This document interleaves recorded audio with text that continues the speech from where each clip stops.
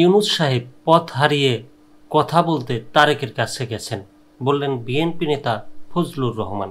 BNP চেয়ারপারসনের উপদেষ্টা ফজলুর রহমান বলেছেন, ইউনূস সাহেব যখন বাংলাদেশের সমস্ত পথ হারাইয়া ফেলেছেন, উনি পথ পাওয়ার জন্য আমাদের নেতা তারেক রহমান সাহেবের কাছে 12 ঘন্টা প্লেন চালায়া লন্ডন পর্যন্ত গেছেন।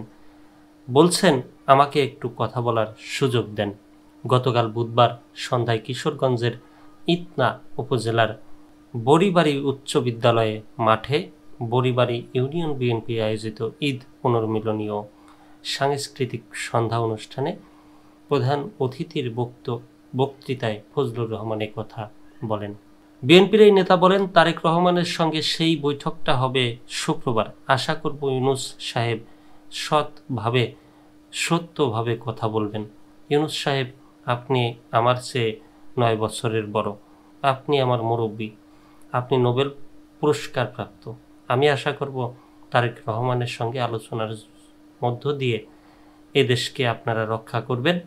আর আন্দোলন করতে চাই না, এখন বাংলাদেশের মানুষ একটা ভোট দিতে চায়।